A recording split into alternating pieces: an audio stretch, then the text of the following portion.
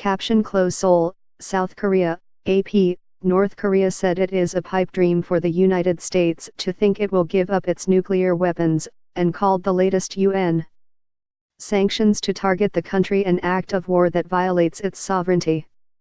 The UN Security Council unanimously approved tough new sanctions against North Korea on Friday in response to its latest launch of a ballistic missile that Pyongyang says can reach anywhere on the U.S.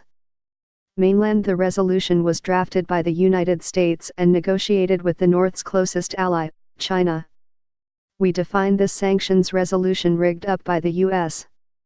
and its followers as a grave infringement upon the sovereignty of our republic, as an act of war violating peace and stability in the Korean peninsula and the region, and categorically reject the resolution, North Korea's foreign ministry said in a statement on Sunday. The ministry said the sanctions are tantamount to a complete economic blockade of North Korea.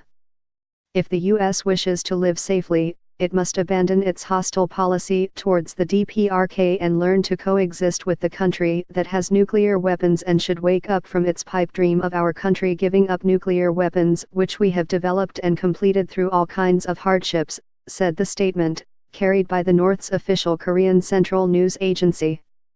DPRK is short for North Korea's official name, the Democratic People's Republic of Korea. China called for restraint Monday, with Foreign Ministry spokeswoman Hua Chunying saying that nations should make positive and constructive efforts to de-escalate tensions on the Korean peninsula. Hua said the new UN resolution emphasizes not inflicting adverse humanitarian impact on North Koreans and not affecting regular economic activities or humanitarian assistance. The resolution includes sharply lower limits on North Korea's refined oil imports, the return home of all North Koreans working overseas within 24 months, and a crackdown on ships smuggling banned items including coal and oil to and from the country. The Trump administration's success in achieving the resolution won praise from the top Democrat on the Senate Foreign Relations Committee, Ben Cardin of Maryland. "That was a good move, a major accomplishment," he said. Cardin, who spoke on Fox News Sunday, said the stepped-up sanctions should be followed by diplomacy aimed at bringing the U.S.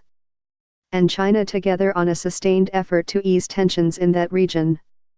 But the resolution doesn't include even harsher measures sought by the Trump administration that would ban all oil imports and freeze international assets of the government and its leader, Kim Jong-un. The resolution drew criticism from Russia for the short time the Security Council nations had to consider the draft, and last-minute changes to the text.